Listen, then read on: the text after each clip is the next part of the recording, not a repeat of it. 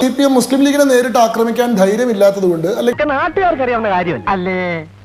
മുസ്ലിം ലീഗിനെ ആക്രമിക്കുന്നതിന് പകരം ജമാഅത്തെ ഇസ്ലാമിനെ അടിക്കുകയാണ്. ശരിക്കും അവിടെ അടിക്കാൻ ഉദ്ദേശിച്ചത് ലീഗിനെയാണ്. കാരണം മാറാട് കലാപത്തിൽ നേരിട്ടിട്ട് പങ്കുണ്ട് എന്ന് തോമസ് പി ജോസഫ് കമ്മീഷൻ പറഞ്ഞിട്ടുള്ളത് IUML-നെയാണ്, ഇന്ത്യൻ യൂണിയൻ മുസ്ലിം ലീഗിനെയാണ്.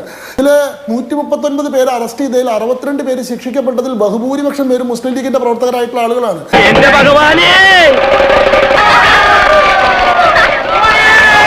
ശിക്ഷിക്കപ്പെട്ടതിൽ RSS-കാരുണ്ടായിരുന്നു. എന്റെ വായിക്കാത്ത കയറിയിരുന്ന് വിടുവിച്ചാലേ ശരിയാവും. മാറാട് കലാപം എന്ന് പറയുന്നത് 2 സംഭവങ്ങളാണ്. ഒന്ന് 2002 ജനുവരിയിൽ സംഭവിക്കുന്നതും 2003 മെയ് മാസത്തിൽ സംഭവിക്കുന്നതുമാണ്. എനിക്കറിയില്ല. 2002 കലാപം എന്ന് പറയുന്നത് അവിടെ ഉണ്ടായിട്ടുള്ള പ്രാദേശികമായിട്ടുള്ള ഒരു തർക്കത്തെ തുടർന്ന് പൈപ്പ് വാട്ടർ എടുക്കുന്നത് ഒരു പബ്ലിക് പൈപ്പിൽ നിന്ന് വെള്ളം എടുക്കുന്നതുമായി ബന്ധപ്പെട്ട് 2 പേര് തമ്മിലുണ്ടായിട്ടുള്ള സംഘർഷം, പിന്നീട് അതിനൊരു സാമുദായിക സ്വഭാവം വരികയും അങ്ങോട്ടും ഇങ്ങോട്ടും സംഘർഷം നടക്കുകയും ചെയ്തു. അതിൽ 2 മുസ്ലിങ്ങളും അങ്ങനെ 5 പേര് അവിടെ മരിച്ചു.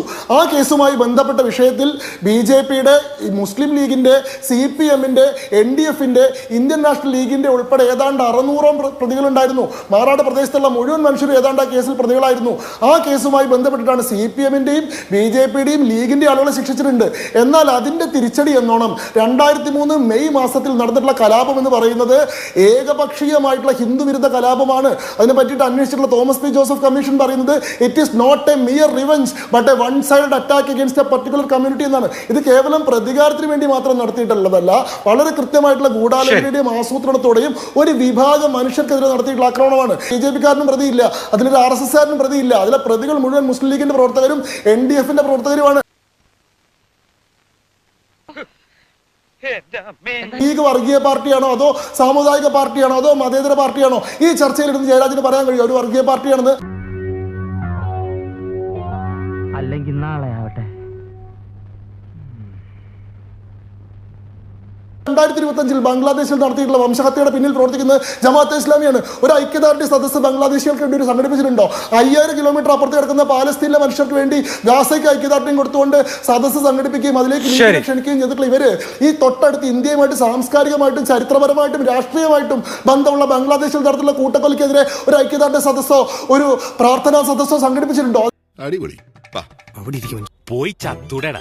ശിവമീരൻ പറഞ്ഞ ചില കാര്യങ്ങൾക്ക് ഉത്തരം പറയാണ്ട് പോകാൻ കഴിയില്ല.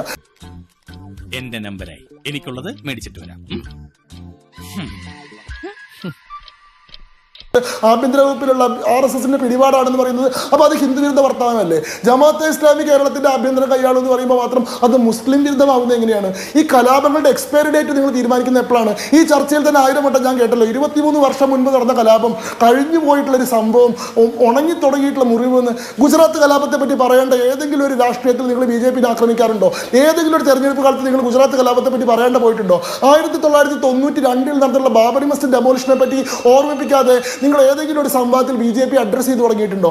34 കൊല്ലം മുമ്പ് നടന്നിട്ടുള്ള ബാബറി മസ്ജിദ് ഡെമോളിഷൻ ഇപ്പോഴും ലൈവായിട്ടുള്ള രാഷ്ട്രീയ വിഷയമാണ്. 24 വർഷം മുൻപ് നടന്നിട്ടുള്ള ഗുജറാത്ത് കലാപം ഇപ്പോഴും രാഷ്ട്രീയ വിഷയമാണ്. പക്ഷേ 23 കൊല്ലം മുൻപ് കഴിഞ്ഞിട്ടുള്ള മാറാട് കലാപം എന്ന് പറഞ്ഞ് കഴിഞ്ഞു പോയിട്ടുള്ള ചാപ്റ്ററാണ്, ക്ലോസ്ഡ് ചാപ്റ്റർ ആണല്ലേ? ഈ കലാപങ്ങളുടെ എക്സ്പയറി ഡേറ്റ് നിങ്ങൾ തീരുമാനിക്കുന്നത് എന്ത് മാനദണ്ഡം കൊണ്ടാണ്? മരിച്ചു പോയിട്ടുള്ള മനുഷ്യരുടെ ജീവനും അവരുടെ ഓർമ്മകൾക്കും നിങ്ങളെ സംബന്ധിച്ചിടത്തോളം ഒരു വില ഉണ്ടാവില്ല. നിങ്ങൾ ആദ്യം വലിയ വാചകം പറയുന്നുണ്ടായിരുന്നല്ലോ, തെരഞ്ഞെടുപ്പ് കാലം എന്ന് പറയുന്നത് മനുഷ്യരുടെ വേദനകൾ ചർച്ച ചെയ്യുന്ന, അവരുടെ ജീവിത പ്രശ്നങ്ങൾ ചർച്ച ചെയ്യുന്ന സമയമാണ്. ആ സമയത്ത് വർഗീയത പറയരുതെന്ന് ആരാണ് വർഗീയത പറഞ്ഞത്? എരിയുന്ന വയറിന്റെ തീയല്ല പ്രശ്നം, മതമാണ് മതമാണ് മതമാണ് പ്രശ്നം. ആ മതത്തിന് വേണ്ടി തന്നെയാണ് ഞങ്ങൾ രാഷ്ട്രീയ പ്രവർത്തനം നടത്തുന്നത്. അതാണ് ഞങ്ങളുടെ രാഷ്ട്രീയത്തിന്റെ ആധാരശില എന്ന് പറഞ്ഞത് നിങ്ങളുടെ നേതാവ് KM ഷാജിയാണ്. അയാളെ നിങ്ങൾ തള്ളിപ്പറ. അയാളോട് കഴിഞ്ഞ ദിവസം മൈക്കേണ്ടി പ്രസംഗിച്ചത് എന്താ? ഭരണം പിടിക്കാനോ സദ്ഭരണം നടത്താനോ മനുഷ്യരെ വികസിപ്പിക്കാനോ വേണ്ടിയിട്ടല്ല.